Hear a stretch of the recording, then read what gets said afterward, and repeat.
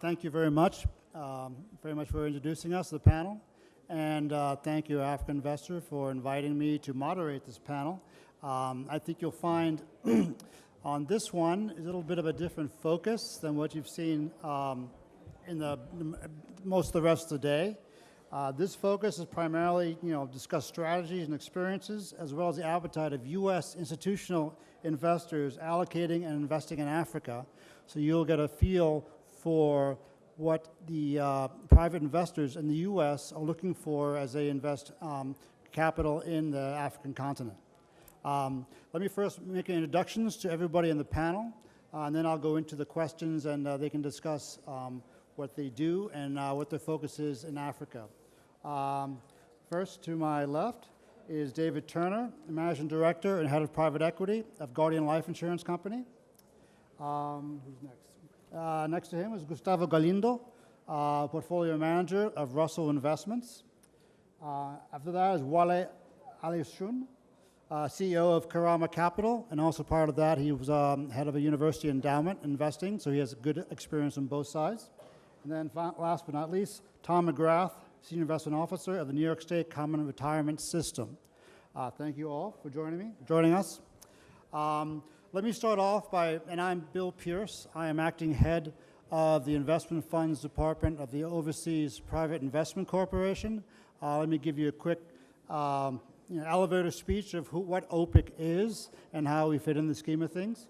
I represent sort of more the investors who make both financial returns and developmental returns investing in emerging markets. OPIC is the U.S. government's development finance institution. Our mission, our raison d'etre, is basically to mobilize capital into private sector investments in the emerging markets. We're open in about 150 plus countries in the world. All we do is emerging markets. We're not involved in any developed world because our mission is basically to increase jobs, raise people out of poverty, as well as grow the economies in the emerging world. Also, one of our missions, I look at it as sort of, think of it as a stool, with a tripod stool. Not only do we have to be developmental and help raise capital, particularly U.S. capital, into these markets, but we are also an instrument of U.S. foreign policy, where we can provide, depending on administration, we have different agendas. And last but not least, which is not well known by many people, is we actually are self-sustaining, so we actually give money back to the government, so we are not we don't hurt the taxpayer at all in the U.S. government. So our job is to make a return, both socially as well as financially. I would say, let's give you a quick thumbnail, about $16.5 billion of commitments as of today in project finance investments, SME finance or small medium enterprise, global political risk insurance, and private equity or investment funds, which is what I represent. Africa has been a large focus of OPIC. I would say about almost 25% of that $16.5 billion is in Africa alone, which I think is our largest commitments globally. It's also a big focus of the U.S. government, particularly now with the President's Power Initiative in Africa, where he has announced the U.S. government, through all its agencies, would provide $7 billion to improve the power situation in Africa, and OPIC will be $1.5 billion of that in the next 5 years. The private equity group, we're a very small group within OPIC, which itself is a very small organization vis-a-vis other government agencies. We manage almost $2.5 billion of commitments in 35 active funds. We're global. Though, like OPIC overall, about a third of our fund investments are in Africa. The department started in 1987 with first investments. Actually, in the early 90s, we actually started investing in Africa, probably well before anybody thought of Africa. And we continue to look at the continent as well as other opportunities in emerging markets. On that note, I would like to then move on to the questions that I'll give to the panelists. First, I'll start with you, David.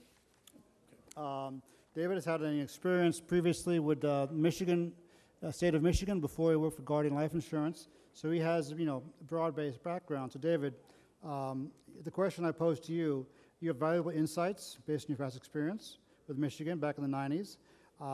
You got to know a lot about Asia, Latin America, and the Central and Eastern European republics. I'd like to maybe give us a sense of lessons learned when you were there and how you apply to the Guardian and how you look at Africa today. So please tell us about, about what you do now. Sure. Thanks, Bill. And just very quickly in the way of an introduction, and thank you very much for staying with us this afternoon. It sounds like it's been a very interesting and lively discussion all day, so thanks very much for hanging in here with one of the last panels of the day. Just very quickly, Guardian is a regulated New York State-based life insurance company. Has only been in the private equity business actually for about 7 years. They recruited me 7 years ago to start this business for them. We have a very modest target asset allocation, and by modest I mean really small, 2.5%. You'll hear from some of the other investors here. New York State, for example, on the end of their allocation is much larger. When I was with the Michigan Retirement Systems, we had built that program over a 22-year period by the time I actually left. And we had a large allocation there, as most pension funds do. I had an allocation of 15%. So Guardian is, as I said, it's a regulated financial services company. And our mission in life, which Bill pointed out, that OPIC's mission in life is to take taxpayer-funded dollars, invest them properly and prudently, and actually, you're fortunate you've been able to actually make a return.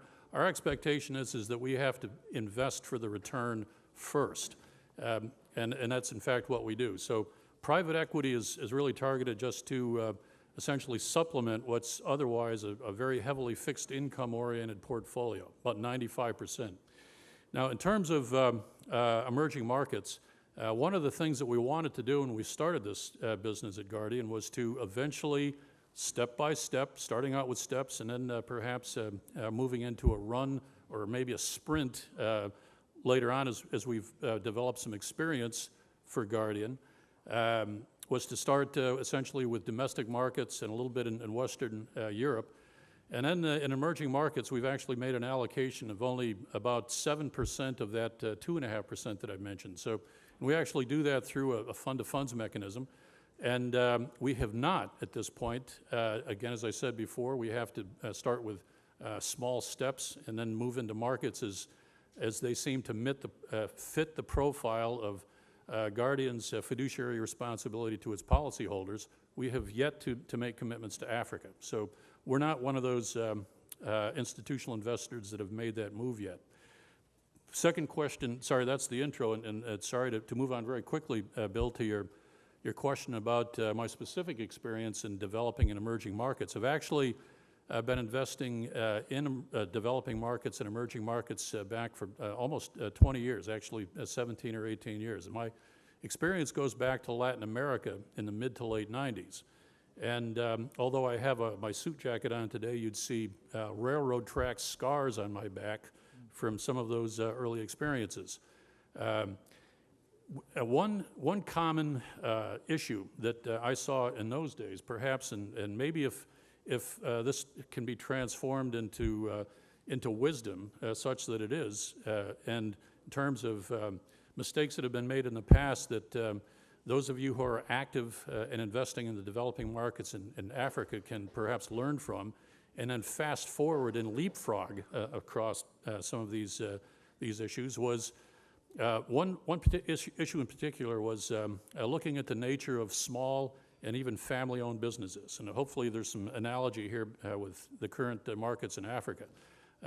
There were plenty of deals to invest in. There were plenty of great-looking little growth companies to buy and acquire.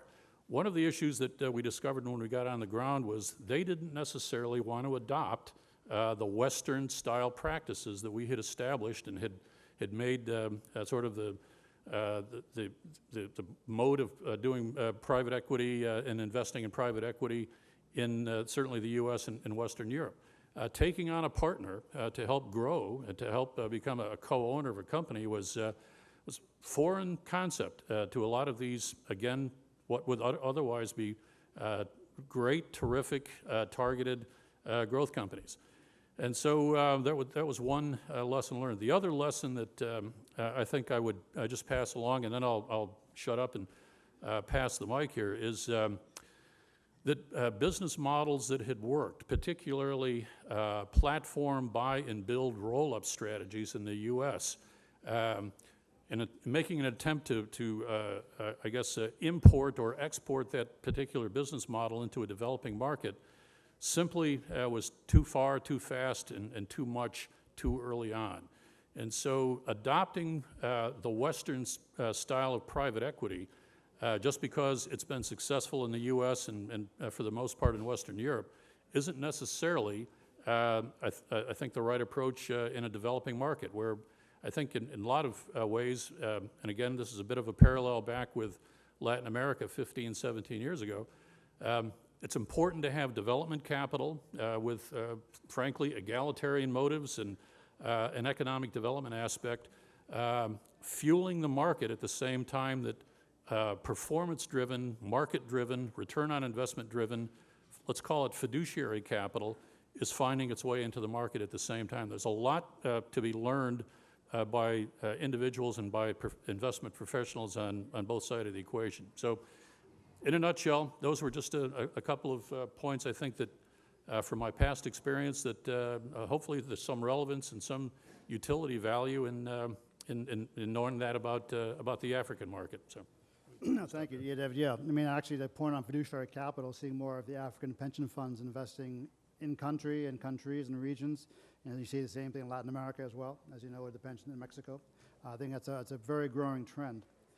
Thank you very much. I'll now, Gustavo, maybe you can help us understand, what is Russell Investments, what are their Africa interests, what is your strategy there, and as an institutional investor, U.S. institutional investor, what advice, if any, would you give how to access the African markets? Right. So how to best access it. So Russell, as some of you might know, is primarily a multi-manager investment firm, multi-manager, multi-asset, which means that we invest our clients' money across all asset classes to kind of deliver a full exposure, a full package. We don't give only equities or only fixed income. We try to kind of give this total portfolio, total portfolio outcome kind of approach. And within that total portfolio outcome, we have actually found a place for investing in emerging markets. We have invested in emerging markets for a long time already, and we have more recently moved to invest in frontier markets, including Africa. And when we say frontier markets at Russell, most people think about the Middle East. But back when we launched our fund in 2007, 2008, we were actually thinking that there were two different dynamics going on in frontier markets. One, which is the Africa dynamic, which is more driven by domestic consumption, and a second dynamic, which was the Middle East dynamic, driven primarily by commodities and much richer economies. So we decided to focus on the Africa dynamic, and what we did is using the heritage of Russell as an index provider, we construct an index excluding the Middle East. And when you do that, you end up with 50% of your portfolio in Africa. And that's how we assemble, and that's how we put together our frontier markets funds. Investing in Africa has been a great experience for us.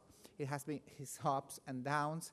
Of course, liquidity has always been a challenge, and I think for any institutional investor here, they can attest how difficult it is to just commit yourself to an asset class that is illiquid. Our clients in the US have had sometimes difficulty coming around the area. It's been more difficult to explain the concept to pension plans because, for the most part, it's an off-benchmark bet for them, and taking off-benchmark bets is something a little bit more scary for a pension plan. It's a little bit easier to explain to endowments and foundations because for them, the total return objective is more important than the relative return objective. So net-net at Russell, we have grown our asset base based on some pension plans, but primarily focusing on these products that are hitting on the endowments and foundation world. It has been, as I said, a great journey, and I think it kind of a testament to how it is possible to access the African market via public equities. This Frontier Markets Fund I'm talking about is a public equity fund, and we have actually produced excellent returns in absolute and at a relative level, at both levels. And this is simply by exploring the public equity opportunity. So yeah, I agree, the private equity opportunity is nice, but there are some public companies out there that I think are very attractive, and I think our funds have kind of proved that point. Thank you very much. It's good to have the public securities perspective as well as the private on this panel. Let me move on to Wale, who has experience both having been in university endowment as well as now having raised a fund of funds focused on Africa. Wale, maybe you can tell us, we are aware there might be more of a conservative risk appetite in a local and regulatory environment, which maybe restrict how U.S. institutions can approach markets like Africa. Maybe you can help us understand, since you've been in the markets for a while, with this in mind, what is your practical advice to a U.S. institutional investor looking to get into Africa, say for the first time or second time? What would be your advice to such a person? Invest with Kurama. All right. Thanks for the setup. All right, that would be my answer. But thanks, Bill, for the question, and thanks, AI, for inviting me to share my thoughts on U.S. investors investing in sub-Saharan Africa.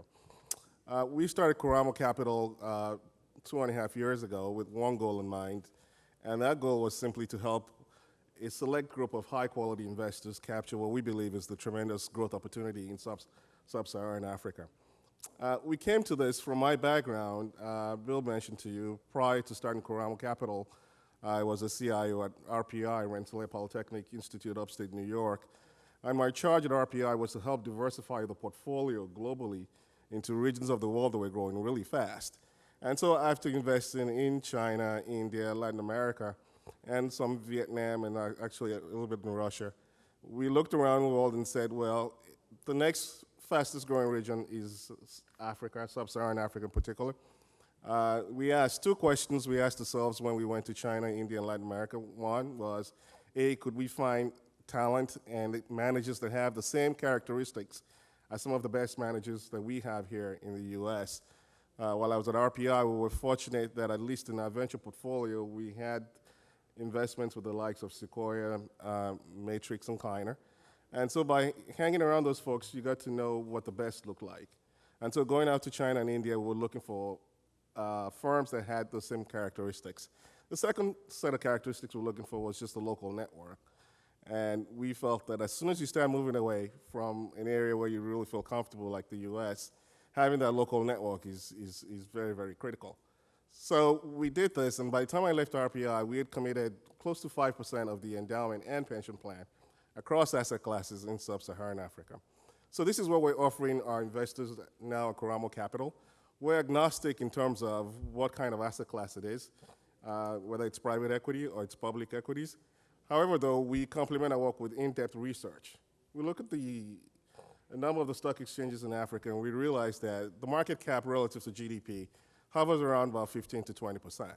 So in our fund, we said we'll have a limit of about 20% in some of the fast-growing companies in what we call the 3Bs, the banks, the brewers, and the builders in sub-Saharan Africa that make up about 70% of the stock exchanges. The fact is, the really fast-growing sectors, telecoms, and fast-moving consumer goods, you can only find those in the private equity landscape. So our fund will be about 80% private investments going forward. But like I said, we are agnostic. Our goal is to generate returns north of 3 times for our select partners, and we can do it in private equity, we can do it in real estate, real assets, resources, or public equities. To your question about what does it take for conservative investors to get comfortable about investing, I'll say 3 things, frankly. One is finding a very credible partner, a partner that you can trust, that understands the landscape, and a partner that has been vetted successfully in developed markets, right? So what we bring to the table in Kurama is the fact that we've invested successfully in developed markets, and we've invested successfully in emerging markets, so we just don't know Africa or frontier markets. We can benchmark funds that we see on the ground in Africa relative to the best in developed markets. So having a credible partner is key as the first thing. The second thing is that partner has to be on the ground and has to have that local presence. As you start moving away, I mean, we're doing sub-Saharan Africa, 48 countries, and trying to get your arms around them can be tricky. So having that local network is critical. For us at Karamo, all the three partners grew up there. We all went to high school on the ground, and that's where you build your local networks, unlike what we have here. And that's so critical. And it so happens that at this age, I guess the gray hair helps it, that a lot of our peers are captains of industry or running government positions, so we do have access, which is very, very, very critical. And then the third thing is a diversified approach to help you mitigate the risks on the ground that you just can't account for. When we look at direct investments, which we can also look at Karamo, our goal is that if we don't find anything that's going to give us 5 times our money back, we don't even start the conversation. And people will say, wow, 5 times sounds like a lot of very, very high return expectation. But the truth is, you have to give yourself that margin of safety just in case anything goes wrong. So 3 things, having a credible partner, a partner that's on the ground and has strong local networks, and a partner that will give you a diversified approach into investing across regions, across managers, across sectors, and across industries is a great way to get people comfortable with investing on the ground in Africa. Let me just follow up on the diversified approach. When you do your own, within your fund, your asset allocation, do you also have certain diversification parameters by region, by sectors, and how do you analyze that? Yes, we do. So we go through quite a bit of work trying to understand the capital markets and the opportunities in various parts of the continent. So for us, if you look on the West Coast, the primary countries obviously are Nigeria, Ghana. You start moving a little out to Senegal, Cote d'Ivoire. But Nigeria just so dwarfs that market there, and so for us, we have an allocation which is pretty high that says we will not exceed 50% in Nigeria. And then if you come over to the East Coast, Kenya dominates that in terms of GDP and in terms of opportunity as well. And so we have another 30% allocation to Kenya as a max, is what we're saying. And then the rest falls with any of the other countries in sub-Saharan Africa. Thank you very much. Thank you very much for the thoughtful approach and how you choose your fund managers. Next, Tom, I've had the pleasure of being with you advisory boards in Africa, so I know you have experience there. Since you represent the U.S. institutional investor in New York State, just talk about your experience in Africa over the years and where you see New York State might be moving in the continent in the short term, medium term. That'd be very helpful. Sure. First of all, let me thank African Investor Network and the panel for inviting me on. This looks like a terrific day, and I'm pleased to be here. I work for the New York State Common Retirement Fund, which is one of the largest state investors, state public pension plans in the United States. Very broad institutional investor, very broad investor across all asset classes, essentially, all geographies. Let me talk a minute, though, about the public plan universe and sort of some very similar characteristics across the plans.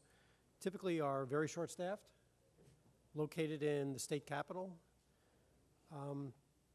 typically have a fair amount of money to put out, and are often dependent on consultants, and often are not first movers. I'd have to say that New York State Common is symptomatic of all of those, or carries all those symptoms with us. We are a large plan. We have a fairly active private equity allocation. Up to 10% of the portfolio can be in private market activity. We have a much smaller allocation to emerging markets, although growing over the last 2 years, primarily in Asia. And we have a much, much smaller allocation to African private equity. As an aside, or as two personal notes to make. Number one, Wale serves on our investment advisory committee. It's a very important part of the overall fund, and Wale is actually the chairman of the committee, so he's another person knowledgeable about New York State Common and the ways that institutional investors or public plan investors work. On a personal level, I was in the United States Peace Corps about 20 years ago as a math teacher in Kenya, and I'm very interested and sort of fond of emerging markets and Africa in particular. The critical theme with all these institutional investors, though, the public pension funds rather, is that everything has to be return driven. Staff and the consultants have to be comfortable with the managers or the capital markets if they're public market investors. They have to recognize that that a manager or an investment will bring an appropriate risk return profile to the overall portfolio and won't throw our risk portfolio out of balance. So it's very important not to have too much volatility.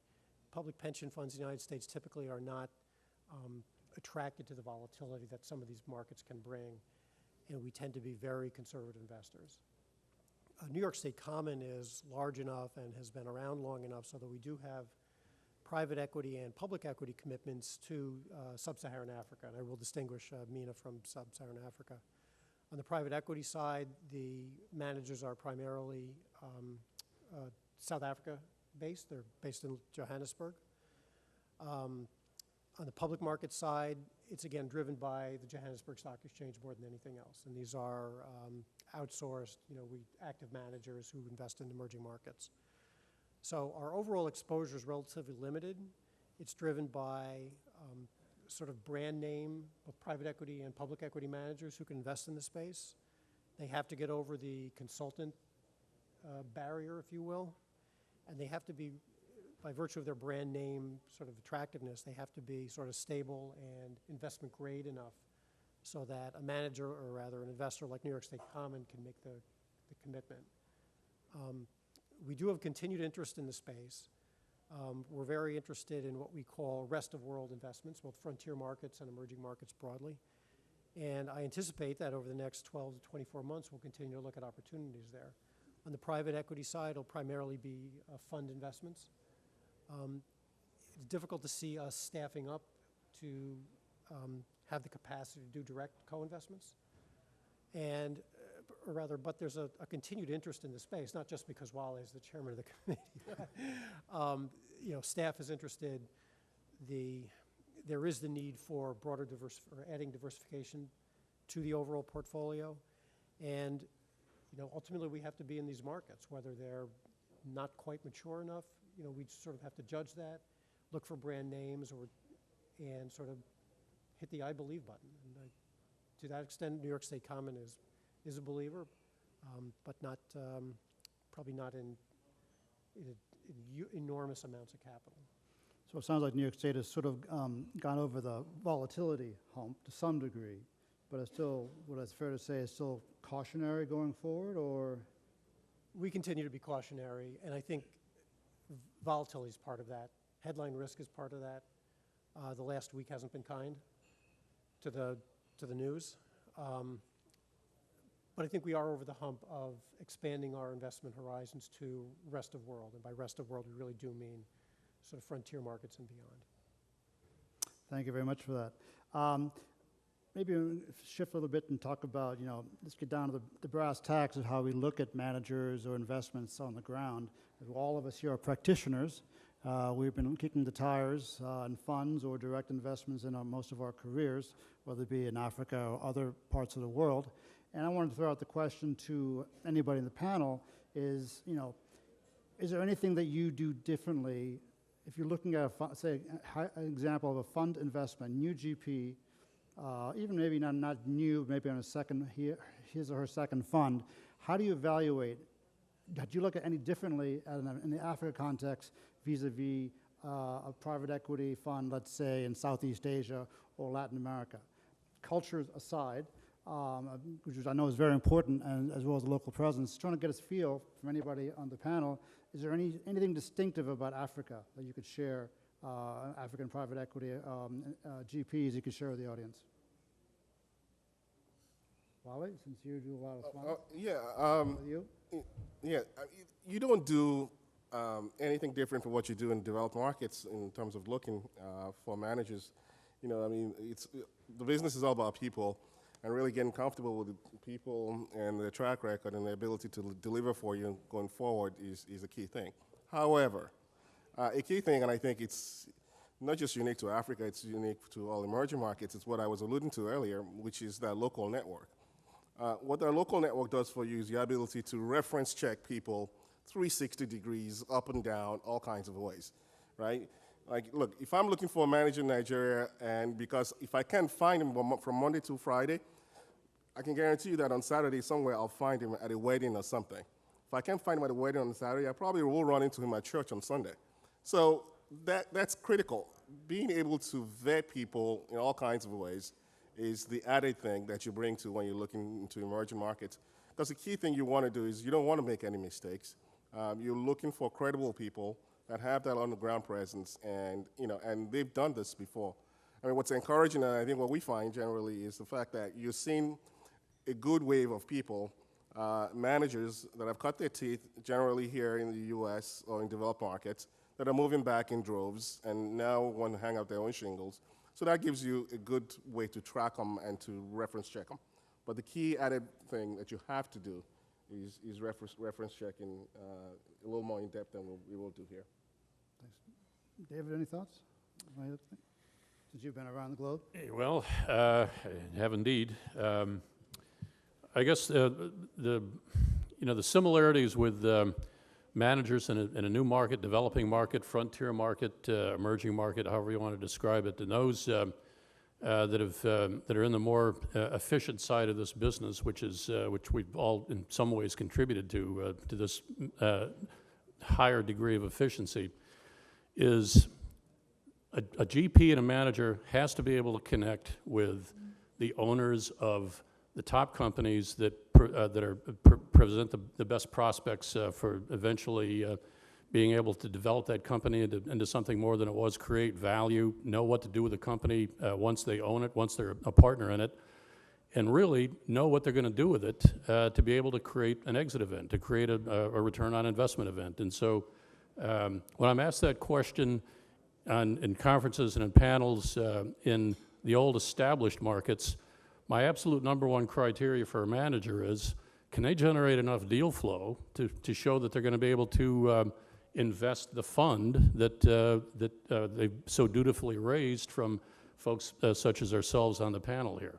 So the similarities line up almost exactly. The one difference, and again, I'm sorry I have to digress and fall back on my experience in Latin America of the mid to late 90s, was creating a special relationship between the seller of the company and who they wanted to take on, because most of these deals were done as minority investments, and who they wanted to take on and what special characteristics, what special qualities they were looking for, and what level of trust they could actually engender in the manager themselves.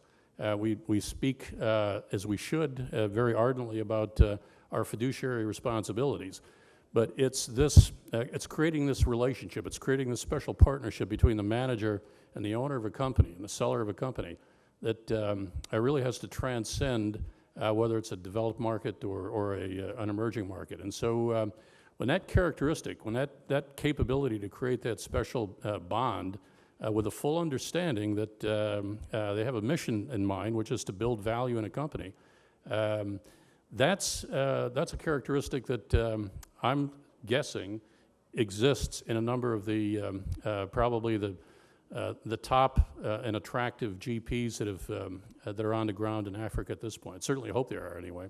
And when I get there eventually, that's what I hope to see. So. Thanks, David. Well, I think.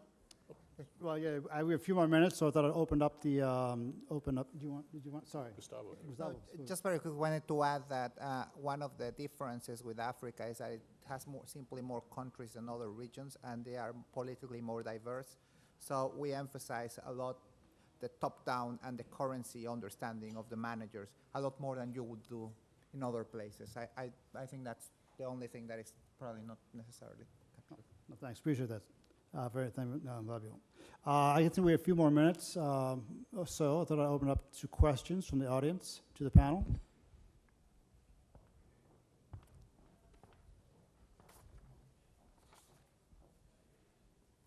Thanks. Javier Pulio. I'm with Africa Investor, but I also teach finance in Montreal, Quebec University, Montreal. And what stuns me, Mr. Turner, and Mr.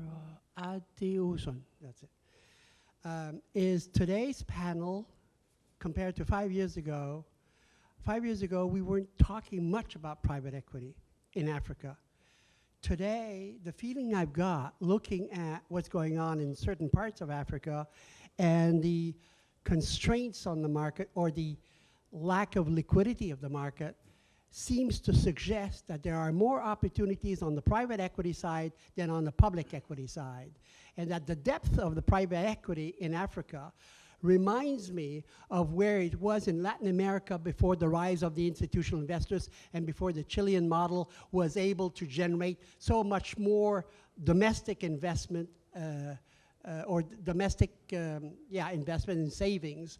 Does that sound realistic, or am I, Mr. Galindo, off track in that the public equities is still the growing side of the market, of the capital markets in Africa? Well, I would just say, to set up the stage for these guys to defend private equity, I think they are complementary to each other. And many I think what Whaley is doing in this mix of private-public, being agnostic, is probably the best scenario. But when it comes to liquidity, quite frankly, it's nice for an institutional investor like our clients to have the liquidity of the public equity market. I think if you can afford an illiquidity premium, maybe the approach that Wally used is probably better. Well, I mean, the public markets are growing, you know, and you can still find a lot of stocks that are very attractive, you know, low PEs, 10 times, giving you 4 to 5% dividend yield. And even in the financial services, you can find, you know, banks that, you know, less than 1 in terms of price to book. So it's still very attractive for the three sectors that I think dominate those exchanges. And so I think you should take advantage of that. And I think that's what you guys are doing. At Russell is taking advantage of those three sectors that dominate the exchanges. But like I said earlier, I mean, the bulk of the opportunity, I mean, going forward, it's still just in the private sector, you know, and that's the way you have to, that's where you have to play. But, I mean, what people should know, though, private equity is not just starting in Africa because we're talking about it today. I mean, you have to remember that the likes of Bill's Group and, you know, some of the DFIs, they've been playing in Africa since the late, you know, 90s, right? I mean, when I was back at when I was at the MacArthur Foundation in Chicago, I'm dating myself now, but it doesn't matter now, the gray hair shows. I mean, in the late 90s, we invested with Bray. You know, and you guys, you did what? That's right. Right? So, yeah, it was all South Africa focused. And yeah, and then it came another group of players that we kind of call, you know, the guys that provided capital, and they were successful and in raising capital and did quite well. They saw low-hanging fruit. They were not different from like the Gaveas that you saw in Brazil at the time, right? But I think the market has evolved actually more rapidly than we think to where now underlying portfolio companies will tell you this, and even managers, you have to start looking for managers that can add value, right? It's kind of like what David was saying earlier. Now you're looking for managers that can help the operating companies think about additional sources of revenue, improve productivity, help them in terms of management talent, think about exit strategies. Those are the kinds of managers on the ground now that are playing. It's almost like Africa is kind of leapfrogging this evolution, typical evolution of private equity, but people don't know that. So you have to be very careful when you start investing in Africa and private equity today, thinking it's still about 15, 20 years from now. What you want to do is start investing with folks that will help you provide value add, will be on the ground generally. Well, I would only, I would just add one quick other element that may or may not exist. Now, I have to answer the question in the form of an uninformed point of view. But where private equity has, in effect, become its own liquidity and exit vehicle, if you will, is where, as private equity has built itself out and become much more mature in Western markets and in Western Europe. I'm familiar just anecdotally with some private equity managers of different sizes that are finding their way into Africa. Large middle market firms who want to raise an Africa fund, who are experienced in perhaps being the buyers of other smaller, earlier stage growth companies, and then on top of them, global players who've raised capital that where they've created an allocation for Africa. And so they're available as a source of exit, as a source of liquidity, to acquire companies that have been built along at different stages and different growth. Now, the market is, I think you made the point yourself very well, the market is so young yet that this second stage of evolutionary development, in other words, being bought up the food chain, and subsequently there being a liquidity event at each step up the chain, has only perhaps developed up to a certain level. But success at the early beginning stages of the game is going to attract the large funds, and they're going to be another source of capital. I wouldn't wait for investment bankers to show up in Africa when you've got sort of your own built-in infrastructure of capital, so, such as it is. Any more questions? Paul? Good afternoon. I don't know, is this working? It is. It is working. Yes, it is. I'm Paul Applegarth with Value Enhancement International. Question really for representatives of the insurance companies and the pension funds. I'm not telling you anything to say that you're regulated, you know that, but I'm curious, historically, regulators viewed things that even anything offshore went almost immediately into your impaired asset pile, or there were great restrictions in terms of risk. And I'm curious now when you talk about emerging markets, particularly frontier markets, do you get a more receptive hearing, a more informed hearing? Are you basically still pushing upstream? Great question. If I can just take a quick first crack at that. You're absolutely right about the regulatory environment and regimes that we have to live within.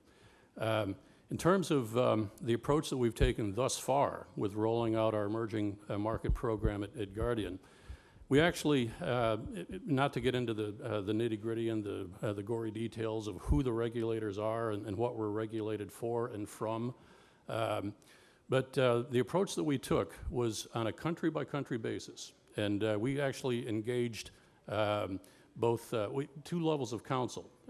Counsel to help us broadly in different regions of the globe, and also individual counsel in individual countries. And on a country-by-country basis, we went through what you might call a certification process, where our counsel were examining, based on our regulatory requirements that we had to meet, including, some of those, by the way, were non-US dollar denominated regulatory requirements, to examine everything from the history of enforcing commercial contracts, repatriation of capital, case history in the courts of adjudicating business issues. And then we built all of that information back up and found that in our original target regions that we wanted to at least deploying this very small initial level of capital, as I said before, 7% of 2.5%, you can do the math. We found that there were about 16 countries and 3 continents that made sense from an investment standpoint and a risk management standpoint, level of perceived risk, that we would feel comfortable deploying our capital initially. And then the other approach that we've taken to, I guess, manage and mitigate risk was instead of doing this ourselves, as some of my colleagues on the panel have done here, and Bill for years at OPIC, and plus the fact I didn't want to get on airplanes and circumnavigate the globe 15 times a year, we took on a fund-of-funds partner specializing exclusively in emerging markets with backgrounds, in fact, similar to Bill's and similar to the others here, individuals who have been investing in pioneer markets when they were the first ones on the ground for the last 20 years. And so we hired a fund-of-funds manager to help us. But that's the way we got comfortable, I think, if that was the real gist of your question, with this first foray into emerging markets. So. I can address the state pension fund world. We do have different regulators from the insurance companies. We are subject to really 2 standards. One is the prudent person standard, and the other is a state statute that defines permissible investments, and then what they call a legal list of that are not specifically identified in that permissible investments. The prudent person standard is really the one that's more important to me, and through our outside counsel, our consultants, we're able to establish that, and it's why we tend or trend toward more brand name managers in these emerging markets and sort of frontier and pioneer markets. So long as we have the prudent person recommendation, and both our outside counsel, inside counsel, external consultant, and staff believe that it meets the prudent person standard, it really does sort of pass the test, the regulatory test that, in our case, the Department of Financial Services of the state of New York would approve. So it's a series of checks by other by both independent parties and regulatory bodies that sort of help us get there. Do we have time for one more question? Okay. Has not been addressed. If you have a few minutes, it would be kind of happy you to. talk. Thank you very much, panelists, for all your insights. I hope you enjoyed it as much as I do. Thank you again. Okay. Thank you very much. Doing business in Africa. You can't afford to be without Africa Investor.